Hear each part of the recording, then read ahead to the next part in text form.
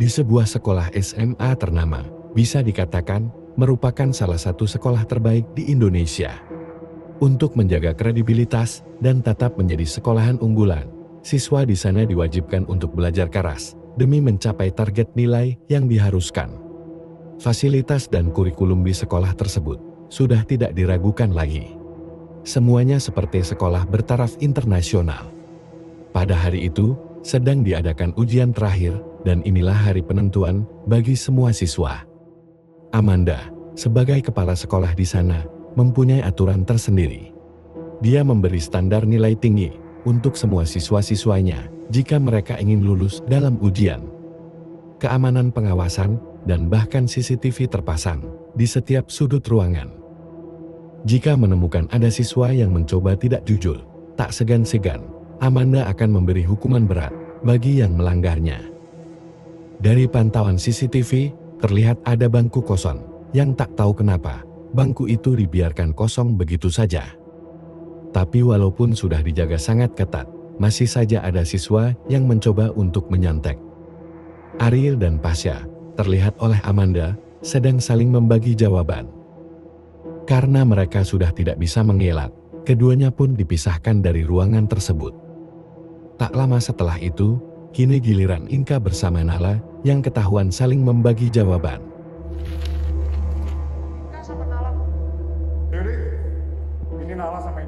Mereka berempat dipisahkan di ruangan berbeda. Tapi Ibu Amanda tidak begitu kejam. Dia tidak langsung memutuskan mereka tidak lulus. Masih ada kesempatan bagi mereka berempat untuk tetap mengikuti ujiannya. Mereka kembali diberikan lembaran ujian dan mereka diberi waktu 90 menit untuk bisa menyelesaikan semua ujian tersebut. Ini adalah kesempatan terakhir. Jika mereka masih berani menyontek, Amanda memastikan kalau mereka tidak akan lulus. Di ruangan kelas, bel sudah berbunyi, pertanda waktu ujian telah selesai. Akan tetapi, ketika lampu di ruangan kelas berkedip-kedip, keanehan pun terjadi. Ada salah satu siswa, tiba-tiba tangannya bergerak sendiri, lalu siswa itu bertingkah aneh. Dia lalu berteriak histeris, dan semua mata tertuju kepada siswa tersebut. Amanda meminta kepada salah satu guru untuk membawa siswa itu ke ruangannya. Dia juga meminta kepada guru lain untuk tetap melanjutkan tugasnya. Amanda seperti tahu sesuatu terkait kejadian aneh yang menimpa gadis itu. Dia lalu menelepon seseorang yang bernama Abah Ayu. Dia memberitahukan kalau ada muridnya yang kerasukan dan meminta Abah Ayub untuk segera datang. Amanda takut kalau kejadian ini sama seperti yang dulu pernah terjadi. Namun di kelas, kerasukan itu mulai menyebar kepada siswa lain.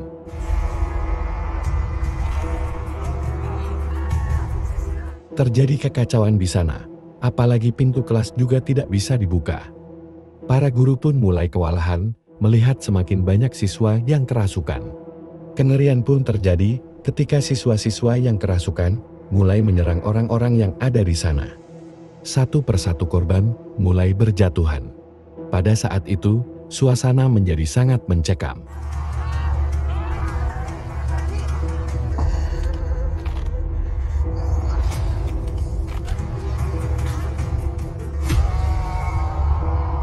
Sementara di lain sisi, mereka berempat yang berada di ruangan berbeda masih mengisi lembaran ujian mereka masing-masing dengan tenang, tanpa tahu apa-apa. Setelah didobrak, para siswa berhasil membuka paksa pintu kelas. Tapi penjaga sekolah malah tidak membiarkan mereka keluar dari area sekolah. Padahal pada saat itu, suasana di dalam sekolah sudah sangat mencekam. Mereka mencoba untuk tetap keluar dengan menaiki gerbang. Namun hal tak diduga terjadi ketika ada salah satu siswa di sana yang kembali kerasukan dan membantai semua yang ada di sana. Kerasukan terjadi silih berganti dan saling menyerang satu sama lain. Roh jahat itu tidak membiarkan siapapun keluar dari sekolah. Sementara di dalam sekolah, kengerian masih terus terjadi. Beberapa siswa bersembunyi di ruangan kosong. Namun kemanapun mereka pergi, teror dari roh jahat terus mengintai mereka. Semakin banyak korban berjatuhan. Amanda memberitahukan kepada semua siswa untuk terus bersembunyi dan membaca doa agar roh jahat tidak menyerang mereka. Amanda juga meminta Pak Dadang untuk melihat ke pintu gerbang dan memeriksa. Mungkin saja Abah Ayub sudah datang. Dan tak lama kemudian, Abah Ayub pun datang bersama anak muridnya, yaitu Kila. Pak Dadang sendiri tidak berani untuk membuka pintu gerbang itu. Karena dia takut, jika dia membuka pintu gerbangnya, roh jahat akan menyerang dirinya. Abah Ayub paham dan meminta Kila untuk membuka gerbang tersebut. Setelah pintu gerbang terbuka, tiba-tiba dari dalam sekolah, ada 2 siswa yang memaksa untuk keluar. Namun, mereka terpental kembali, seperti ada perisai yang menghalangi mereka untuk bisa keluar dari sana. Tak lama kemudian, roh jahat itu mulai merasuki salah satu siswa. Kila mempunyai kemampuan untuk bisa menghadang serangan dari roh jahat. Abah Ayub dan Kila adalah orang kepercayaan Amanda. Abah Ayub mempunyai kemampuan bisa melawan serangan dari para jin jahat. Kila sendiri merasa bahwa makhluk yang ada di sini mempunyai kekuatan yang sangat besar. Tujuan dari kekuatan jahat yang ada ingin membalaskan dendam kepada semua orang yang ada di sini. Di ruangan lain, para siswa masih bersembunyi. Namun mereka dikejutkan dengan kehadiran sesosok hitam yang muncul di hadapan mereka. Dan korban pun bertambah setelah sosok hitam itu menyerang mereka di sana. Abah Ayub ingin melihat situasi di sekolah melalui rekaman CCTV yang ada. Abah curiga ketika melihat ada salah satu bangku yang sengaja dibiarkan kosong. Amanda pun memberitahukan kalau bangku itu adalah bangku siswa yang bernama Karina. Lalu terungkaplah fakta bahwa Karina tewas karena bundil. Dan kejadian itu baru terjadi tadi siang saat ujian siswa sedang berlangsung. Amanda menceritakan penyebab Karina nekat melakukan bundil karena dia ketahuan menyontek. Dan pada saat itu, Amanda langsung memberikan hukuman kepada Karina kalau dia tidak akan lulus karena kesalahannya itu. Lalu tiba-tiba Karina pingsan dan Amanda menyuruh Pak Dadang untuk membawa dan mengistirahatkan Karina di ruangan UKS. Beberapa saat kemudian, Amanda masuk ke ruang UKS dan menemukan Karina yang sudah tewas tergantung. Namun, Amanda tidak langsung melaporkan kejadian itu kepada polisi. Dengan alasan, dia tidak mau jika proses ujian siswa tertunda akibat dari insiden tersebut. Amanda berencana akan melaporkan semua ke polisi setelah ujian siswa selesai. Amanda terobsesi dan lebih mementingkan hasil ujian para siswanya agar sekolah ini tetap menjadi sekolah unggulan. Kila bersama Abah Ayub menyimpulkan, mungkin inilah penyebab arwah Karina menjadi gentayangan dan menuntut balas kepada semua siswa yang ada di sini. Untuk menghentikan gangguan arwah Karina, Abah dan Kila akan mencari jasadnya Karina untuk dikuburkan secara layak. Teror dari roh jahat terus memburu para siswa yang masih tersisa. Mayat-mayat sudah bertebaran hampir di setiap ruangan. Saat Abah dan Kila mencari jasad Kirana di ruangan UKS, justru di sana mereka hanya menemukan mayat siswa lain yang sudah tergantung. Sedangkan jasad Kirana sudah tidak ada lagi di sana. Pak Dadang yakin kalau jasad Kirana sebelumnya ada di ruangan ini. Dari penerawangan Kila, sepertinya roh jahat itu sudah tahu rencana mereka karena dia sengaja menyembunyikan jasad Karina.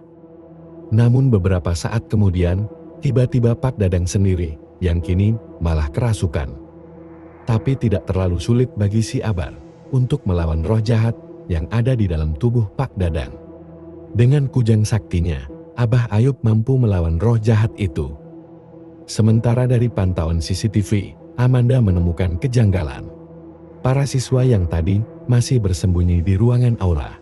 Tiba-tiba mereka semuanya menghilang tanpa jejak. Amanda memutar kembali rekaman CCTV-nya. Dan terlihat di sana, ada salah satu siswa yang tidak Amanda kenal. Dia yakin kalau anak itu bukan siswa di sini. Kengerian juga mulai terjadi kepada mereka berlima. Salah satu dari mereka ada yang kerasukan dan mulai memberontak. Nas, Orang yang kerasukan itu malah menjatuhkan dirinya sendiri hingga dia pun tewas. Di lain sisi, Amanda, Abah, dan Kila masuk ke ruangan aula. Ternyata memang benar, di sana sudah tidak ada siapa-siapa lagi, kecuali mayat para siswa. Dari penerawangan Kila, dia diperlihatkan kepada sebuah gubuk yang ada di dalam hutan.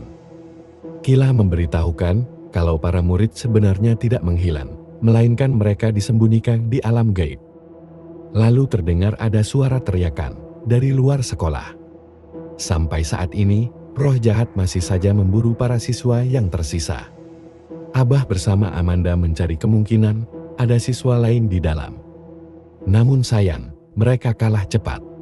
Roh jahat itu berhasil menemukan beberapa siswa yang masih hidup. Untung saja, Abah Ayub kembali berhasil menemukan mereka.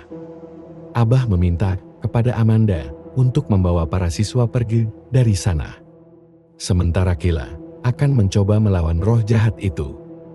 Pertarungan sengit pun terjadi di antara mereka berdua. Kekuatan dari roh jahat itu terlalu kuat bagi Kila, dan hal itu memaksa Abah Ayub pun harus turun tangan melawan. Namun sayang, dari pertarungan itu, Abah terkena pecahan kaca yang menembus ke tubuhnya. Dari sini Abah Ayub sadar kalau sebenarnya serangan itu bukan karena arwah gintayangan Karina, melainkan ulah dari Ujang Pegat, seseorang yang mempunyai ilmu hitam dan menjadikan kematian Karina sebagai boneka untuk dirasuki oleh iblis. Abah berkata kalau semua ini masih bisa dihentikan. Dan Abah yakin Kila sanggup melawan iblis itu. Kila harus bisa menyelamatkan beberapa siswa yang masih tersandera di alam gaib. Abah juga memberikan senjata pamungkasnya, yaitu Kujang Sakti. Kujang Sakti itu mampu mengalahkan kekuatan jahat si iblis. Tak lama kemudian, Abah Ayub pun akhirnya tewas. Ternyata, Amanda sendiri sudah tahu siapa itu Ujang Pegat. Diceritakan pada zaman itu, Ujang Pegat adalah pencuri anak-anak sekolah. Sudah beberapa siswa yang terhipnotis oleh sihirnya. Dia menjadikan para siswa itu sebagai tumbal sesembahan kepada iblis. Tujuannya hanya untuk mendapatkan kekuatan ilmu hitam. Ternyata Amanda adalah salah satu siswa yang pernah menjadi korbannya. Namun untung saja pada saat itu, Abah Ayub datang dan menghentikan praktek ritual ilmu hitam yang sedang dilakukan oleh Ujang Pegat. Sempat terjadi pertarungan di antara mereka berdua. Tapi pada akhirnya, Ujang Pegat berhasil diamankan atas kejahatan yang sudah dia lakukan. Ayah Amanda dan warga sepakat untuk menghukum Ujang Pegat dengan cara dibakar hidup-hidup. Hingga akhirnya, Ujang Pegat pun tewas. Roh jahat Ujang Pegat datang kembali, sebenarnya untuk menuntut balas kepada Amanda, yang adalah keturunan dari Pak Ridwan, ayahnya Amanda. Ridwanlah yang meminta kepada warga untuk membakar Ujang Pegat pada waktu itu. Kila meminta bantuan para siswa, harus ada salah seorang yang bersedia duduk di bangku Karina. Karena bangku itulah yang digunakan iblis Ujang Pegat sebagai portal untuk menuju ke alam gaib. Amanda bersedia duduk di sana, karena walau bagaimanapun, Amanda harus bertanggung jawab. Dan sebenarnya, Amanda juga yang diinginkan oleh iblis Ujang Pegat. Setelah melakukan ritual, Amanda dan Kila berhasil masuk ke alam gaib. Di sebuah gubuk, mereka melihat beberapa siswa yang masih tersandera di sana. Lalu tak lama kemudian, bertemulah mereka dengan iblis Ujang Pegat. Amanda mencoba untuk melepaskan anak-anak, sementara Kila yang akan menghadapi iblis Ujang Pegat. Terjadi pertarungan sengit hingga Amanda harus turun tangan untuk ikut membantu.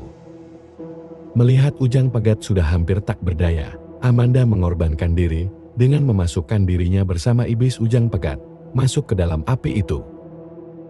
Kila bersama para siswa yang tersandera berhasil kembali. Mereka pun segera berlari untuk keluar dari sekolah yang sudah mulai terbakar. Akhirnya, Kila bersama beberapa siswa lain masih bisa terselamatkan. Sementara Amanda tewas dalam pertarungan melawan iblis Ujang Pegat. Dan film pun selesai.